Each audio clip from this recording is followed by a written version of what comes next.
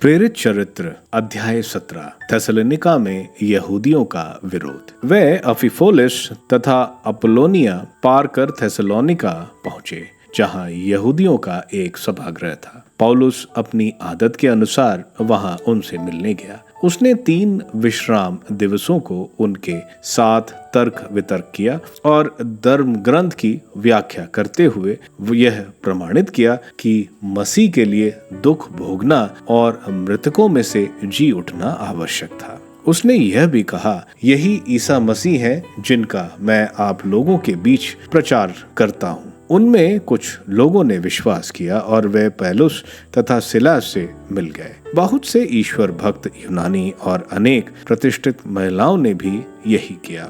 इससे यहूदी ईर्ष्या से जलने लगे और उन्होंने बाजार के कुछ गुंडों की सहायता से भीड़ एकत्र की और नगर में दंगा खड़ा कर दिया। वह पौलुस और सिलास को नगर सभा के सामने पेश करने के उद्देश्य से यासोन के घर आ धमके। उन्हें ना पाकर वे यासोन और कई भाइयों को यह चिल्लाते हुए नगर अधिकारियों के पास खींच ले गए, वे लोग सारी दुनिया में अशांति फैला चुके हैं और अब वहां पहुंचे हैं। यासोन ने उन्हें अपने यहाँ ठहराया। वे सब कैसर के आदेशों का विरोध करते हुए कहते हैं कि ईसा नामक कोई और राजा है। यह सुनकर भीड़ और अधिकारी उत्तेजित हो गए। उन्होंने यासोन और दूसरों से जमानत ली और उन्हें जाने दिया। बेरिया में भी यहूदियों का विरोध। भाइयों ने उसी रात पौलुस और सिलास को बेरिया भेजा। वहां पहुंचने पर वे यहूदियों के सभागृह गए।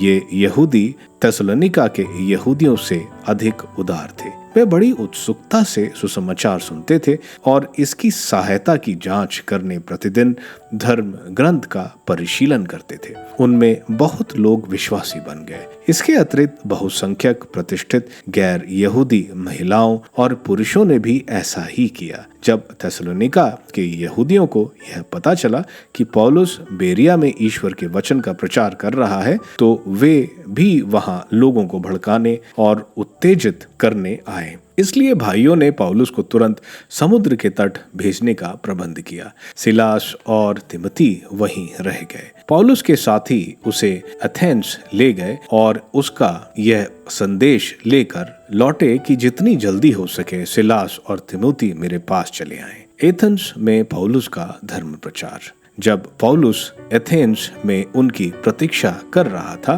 तो उसे शहर में देव मूर्तियों की भरमार देखकर बड़ा क्षोभ हुआ। इसलिए वह न केवल सभागृहों में यहूदी तथा ईश्वर भक्त के साथ, बल्कि प्रतिदिन चौक में आने जाने वाले लोगों के साथ भी तर्क वितर्क करता था। वहां कुछ एपिकुरी तथा स्तोइकी दर्शनार्थियों से भी उसका संपर्क हुआ। कुछ लोग कहते थे, यह बकवादी हमसे क्या कहना चाहता है। कुछ लोग कहते थे, यह विदेशी देवताओं का प्रचारक जान पड़ता है, क्योंकि वह ईसा तथा पुनरुत्थान के विषय में बोलता था। इसलिए वह उसे पकड़कर परिषद ले गए। उन्होंने कहा, क्या हम यह जान सकते हैं कि आप कौन सी नई शिक्षा देते हैं? आप हमें अनोखी बातें सुनाते हैं। हम जानना चाहते हैं कि उनका अर्थ क्या है, क्योंकि एथेंस के सब निवासी और वहां के रहने वाले विदेशी नई नई बातें सुनाने अथवा सुनने के अतिरिक्त और कोई काम नहीं करते थे। एथेंस में पौलुस का भाषण। परिषद के सामने खड़ा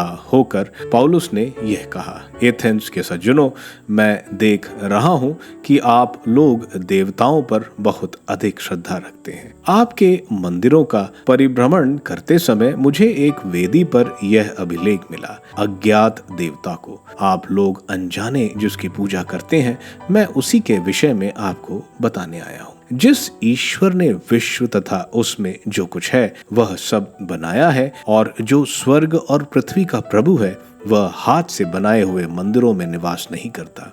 यह इसलिए मनुष्यों की पूजा स्वीकार नहीं करता कि उसे किसी वस्तु का अभाव है। वह तो सभी को जीवन, प्राण और सब कुछ प्रदान करता है। उसने एक ही मूल पुरुष से मानव जाति के सब राष्ट्रों की सृष्टि की और उन्हें सारी पृथ्वी पर बसाया। उसने उनके इतिहास के युग और उनके क्षेत्रों के सीमांत निर्धारित किए। यह इसलिए हुआ कि मनुष्य ईश्वर का अनुसंधान करे और उसे खोजते हुए संभवतः उसे प्राप्त करे, यद्यपि वास्तव में वह हम में से किसी से भी दूर नहीं है, क्योंकि उसी में हमारा जीवन, हमारी गति तथा हमारा अस्तित्व निहित है। जैसा कि आपके कुछ कवियों ने कहा है, हम भी उसके वंशज हैं। यदि हम ईश्वर के वंशज हैं तो हमें यह नहीं समझना चाहिए कि परमात्मा सोने, चांदी या पत्थर की मूर्ति से सदृश रहता है, जो मनुष्य की कला तथा कल्पना की उपज है। ईश्वर ने अज्ञान के युगों का लेखा लेना नहीं चाहा, परंतु अब उसकी आज्ञा ये है कि सर्वत्र सभी मनुष्य पश्चाताप करें, क्योंकि उसने वह दिन निश्चित किया है जिससे वह एक पूर्व निर्धारित व्यक्ति द्वारा समस्त संसार का न्याय पूर्वक विचार करेगा।